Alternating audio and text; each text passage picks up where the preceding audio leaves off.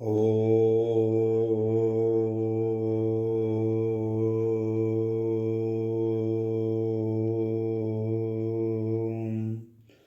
नमो भगवते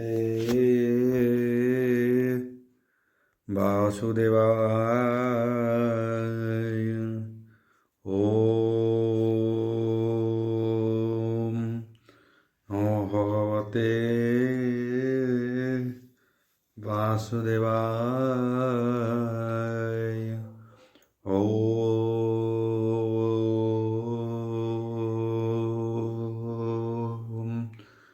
नमो भगवते वासुदेवाय। तथा मंगलाचरण भागिसायस्य वदने लक्ष्येषु च वक्ष्यसि जसते हृदय वसति तनुसिंहं भजे विश्वसर्वदिवालक्षणं।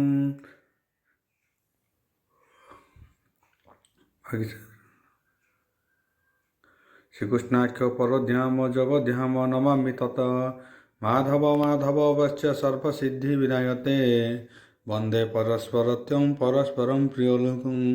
मुखं करति वाजलं पंगुलंघयते गिरि जत्कृपाहतमः वंदे परमानंद हो माधव जो ब्राह्मण रुद्रणं तु स्तुतन्ति दैवस्तव देवसंग पद पश्यन्ति जो समज्ञा ध्यान अवसते गद गदे मनसा पश्यन्ति जो योगिना यशन्देन बुद्धिसुरासुरगण देवायस्तुते नमः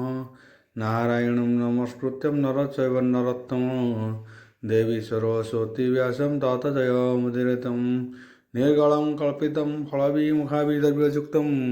पिबतं भागवतं रसमालयं ब्रह्मस्य। नवम अध्याय अष्टम स्कंद नवम अध्याय शुक उवाच बोल प्रनंदवार हरिवल आउ असुरे बसी एक मेले सुधा संपूर्ण कुंभ करे विविध पान पात्रवाणी एको आरके हे वाक्य भणी श्रीरुदपण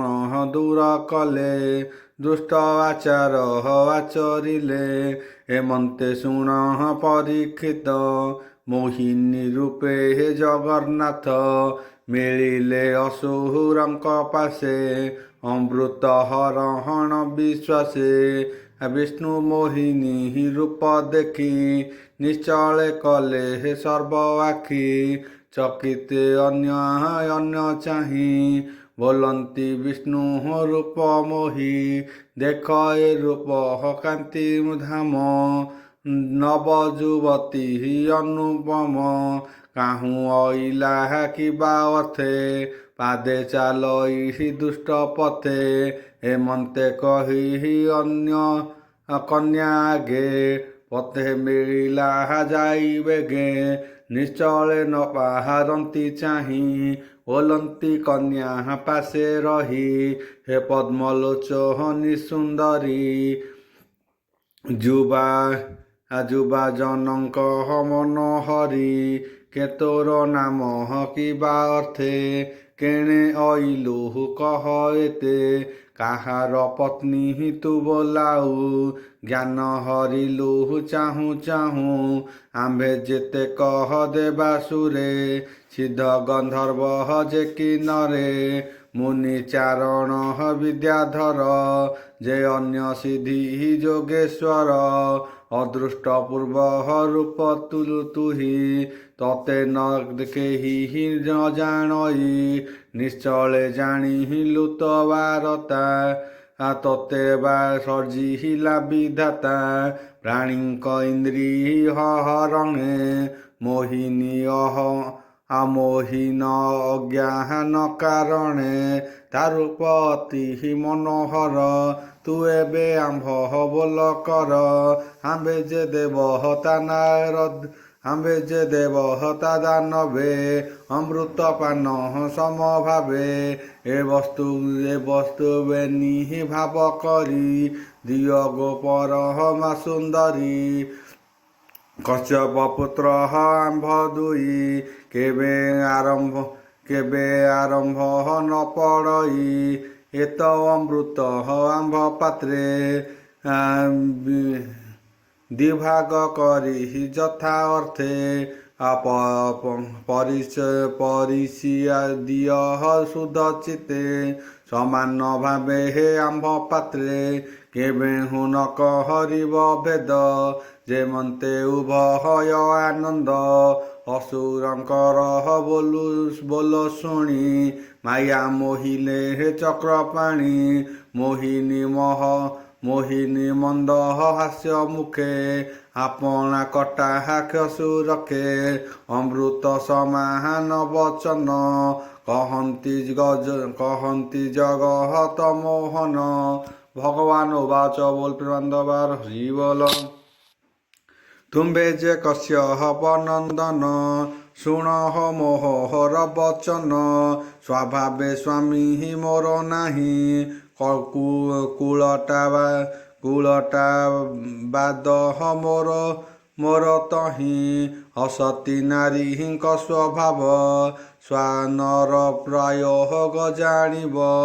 ନିତ୍ୟ ଲୋଡ଼ଇ ନୂଆ ଭାବ କେ ଅବା ବିଶ୍ୱାସ କରିବ କହିଲୁ ତୁମ୍ଭ ଆଗେ ସତ ଏମନ୍ତେ ପଣ୍ଡିତଙ୍କ ମତ। ଶୁକ ଉବାଚ ବୋଲ ପ୍ରେମାନନ୍ଦବାର ହରି ବୋଲ। କନ୍ୟାର ଚତୁର ବଚନ ଶୁଣି ଅସୁର ହତୋଷ ମନ ଭାବେ ସୁଗର୍ଭୀର ବଚନ ମନୁଷ୍ୟ ଯେହ୍ନେ ସୁଧା ପାନ ଅମୃତ ଭାଣ୍ଡ ଆଣି ବେଗେ ସମର୍ପି ଦେଲେ ହେ କନ୍ୟା ଆଗେ ହସି ବୋଇଲେ ହେ ତୋଷ ଚିତେ ଶୁଣ ରାଜନ ପରୀକ୍ଷିତେ ଅସୁରଙ୍କର ବୋଲି ଶୁଣି ଆନନ୍ଦେ ପ୍ରଭୁ ଚକ୍ରପାଣି ଅମୃତ ଭାଣ୍ଡ କାଖେ ଧରି ଅଳପହାସ ମୁଖ କରି ବୋଲନ୍ତି ପ୍ରଭୁ ଭାବଗ୍ରାହୀ ସ୍ୱଭାବେ ଅସୁରଙ୍କୁ ଚାହିଁ। ମୋହିନୀ ଉବାଚ ବୋଲ ପ୍ରେମାନନ୍ଦବାର ହରି ବୋଲ। ଆଉ ସାଧୁ ଅସାଧୁ ନ ଜାଣଇ ତୁମ୍ଭେ ସମାନ ହବେନି ଭାଇ ବିଭାଗେ ଦେବୀ ସୁଧାସାର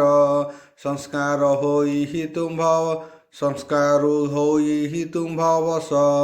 ଶୁଣ। ଶୁକ ଉବାଚ ବୋଲ ପ୍ରେମାନନ୍ଦବାର ହରି ବୋଲ। ଏମନ୍ତେ ମୋହିନୀ ବଚନେ ଦେବଦାନବେ ତୋଷ ମନେ ପ୍ରଥମେ ଉପବାସ କରି ପ୍ରାତଃ ସ୍ନାନ ସନ୍ଧ୍ୟା ସାରି ସନ୍ତୋଷ ଚିତେ ହୋମ କଲେ ଗୋବିପ୍ର ଚରଣେ ପୂଜିଲେ ଭୂତଙ୍କୁ ଦେଲେ ହେ ଭୂତ ବଳି ସ୍ତୁତି ଯେ କଲେ ହେ ବିପ୍ରେ ମିଳି ଆହତ ବସ୍ତ୍ର ଯୁଗ ପିନ୍ଧି ଶୋଭନ ଗନ୍ଧେ ହେ ନାନା ବିଧି କୁଶ ଆସନେ ହେ ସର୍ବେ ବସି ବଦନ କଲେ ହେ ପୂର୍ବ ଦିଶି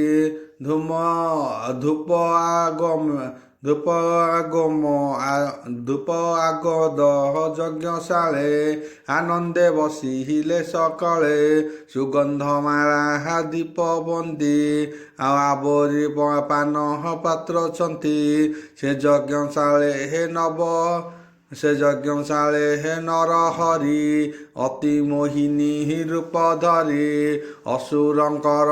ମନୋହରି ଅମୃତ କୁମ୍ଭ ତଳେ ଥୋଇ ଅତି ମୋହନ ରୂପ ଦେଖି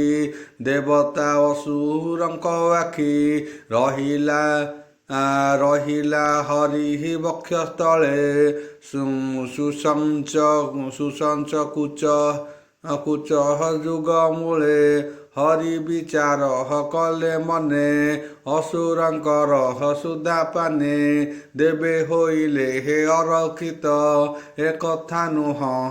ଉଚିତ ସର୍ପକ୍ଷ ପକ୍ଷୀ ଯେ ପିଆନ୍ତି ସର୍ପର ଘାତେ ହେ ସେ ମରନ୍ତି ଜାତି ସ୍ୱଭାବେ ହେ ନୃଶଂସକ ଅସୁରେ ନୁହନ୍ତି ବିବେକ ଏମନ୍ତେ ଚିନ୍ତିହୀନ ଶ୍ରୀପତି ବୋଲେ ବୋଇଲେ ହୁଅ ବେନିବନ୍ତୀ ବାମ ଦକ୍ଷିଣ ମୋର ବସ କହି ହସନ୍ତି କହି ହୁଅନ୍ତି ହସ ହସ ସେ ରୂପେ ଅସୁରଙ୍କ ମନ ବଳେ ହରିଲା ଭଗବାନ ରୂପ ଦେଖିଣ ହୋଏ ଛନ ଦେବଙ୍କୁ ନ ସ୍ପୃହୁରେ ବଚନ ଦକ୍ଷିଣେ ଦେବ ଗଣେ ଥିଲେ ତାହାଙ୍କ ପାତ୍ରେ ସୁଧା ଦେଲେ ଅସୁର ସୁକୁହୁତ ପାତାଳେ ନିଶ୍ଚଳେ ବସିବେ ମୌନେ କାମିନୀ ସମହତ ପାଳନେ ଧର୍ମ ରହିଲେ ଦୃଢ଼ ମନେ ମାୟା ମୋହିଲେ ଚକ୍ରଧର ବଦନେ ନଇଲା ଉତ୍ତର ଦେବଙ୍କ ପରହ ଶିବା ବଳେ ରାହୁ ଯେ ଥିଲା ତାଙ୍କ ମେଳେ ଗୁପତେ ବସି ଦେବ ବୃନ୍ଦେ ଅମୃତ ଭକ୍ଷିଲେ ଆନନ୍ଦେ ରବି ଶଶାଙ୍ଗ ତାହା ଦେଖି ଉଠିଲେ ଆସନ ଉପେକ୍ଷି ଚାହିଣ ଗୋବିନ୍ଦ ବଦନେ ନୟନ ଠାରିଲେ ମୌନେ ସୁଦର୍ଶନେ ତାର ଶିର ବେଗେ ଛେଦିଲେ ଚକ୍ରଧର ତକ୍ଷଣେ ହୋଇବେ ନିଖଣ୍ଡ ଅମୃତ ପାନ ପଡ଼େ ମୁଣ୍ଡ ଅମର ହୋଇଲା ତକ୍ଷଣେ ଦେଖି ସନ୍ତୋଷ ନାରାୟଣେ ବୋଇଲେ ବରହ ମାଗ ତୁହି ରାହୁ ବୋଇଲା ବିଷ୍ଣୁ ଚାହିଁ ଭୋନାଥ ମୋର ଅବଶେଷେ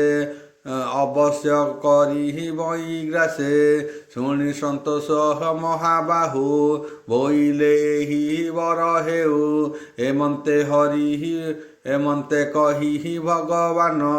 ଗ୍ରହ ମଣ୍ଡଳେ ଦେଲେ ସ୍ଥାନ ତେଣୁ ସେ ରାହୁ ପର୍ବ କାଳେ ଗ୍ରାସଇ ରବି ଚନ୍ଦ୍ର ବଳେ ବରଇ ବୁଦ୍ଧି ନ ଛାଡ଼ଇ ଅକ୍ଷୟ ଗଡ଼ଇ ଦେବଙ୍କୁ ଦେଇ ସୁଧା ପାନ ତକ୍ଷଣେ ପ୍ରଭୁ ଭଗବାନ ଦେଖନ୍ତି ଦେବ ହତା ଅସୁର ମାୟା ଛାଡ଼ିଲେ ମାୟାଧର ମୋହିନୀ ରୂପ ଗଲା କେଣେ ଯେ ରୂପ ଅମୃତ କାରଣେ କଠୋର ସାଧେ ଭଗବାନ ଦେବଙ୍କୁ ଦେଲେ ସୁଧାପାନ ଏ ରୂପେ ସୁରଗଣେ ସମାନ ଦେଶ କାଳ ଧର୍ମେ ମନ୍ଥିଲେ ସିନ୍ଧୁ ତୁଲ୍ୟ ବଳେ ଲଭିଲେ ବିପହରିତ ଫଳେ କୃଷ୍ଣର ପାଦ ଯେଣୁ ଧାଇ ଦେବେ ଅମୃତ ଫଳ ପାଇ ଅସୁର ନ ସେ ବିଚରଣ କର୍ମର ଫଳେ ହେଲା ଲୀନ ପୁତ୍ର କଳତ୍ର ଦେହ ଅର୍ଥେ ଯେ ଯାହା କର ଯୁକତେ ତାହା ନ କଲେ କୃଷ୍ଣ ସ୍ମରଣ କେବଳ ଶ୍ରମ ମାତ୍ର ଜାଣ ମୂଳେ ସଞ୍ଚିଲେ ସିନା ଜଳେ ବିକଶେ ବୃକ୍ଷ ପତ୍ର ଡାଳେ ଶ୍ରୀକୃଷ୍ଣ ମାୟା ବିଦ୍ୟାମାନେ ଯେ ରୂପ ସମୁଦ୍ର ମନ୍ଥନେ ଦେବଙ୍କୁ ସୁଧା ପାନ ଦେଇ ନିଜ ଭୁବନେ ଭାବଗ୍ରାହୀ ଦେଖନ୍ତି ସ୍ୱର୍ଗ ଲୋକ ମେଳେ ଗରୁଡ଼ ବସି ବନମାଳୀ ଯେ ରୂପେ ଗରୁଡ଼ ଆସନ ସୁଜନେ ଚିନ୍ତ ସ୍ଥିର ମନ ବୋଇଲେ ଦାସ ଜଗନ୍ନାଥ ଅଷ୍ଟମ ସ୍କନ୍ଧେ ଭାଗବତ ଇତି ଶ୍ରୀମଦ୍ଭାଗବତେ ମହାପୁରାଣେ ପରମହଂସ୍ୟା ସଂହିତା ଅଷ୍ଟମ ସ୍କନ୍ଧେ ଅମୃତ ମନ୍ଥନେ ବିଷ୍ଣୁ ମୋହିନୀ ରୂପ ଧାରଣେ ଦେବଗଣ ଅମୃତ ପାନେ ନବମ ଅଧ୍ୟାୟ।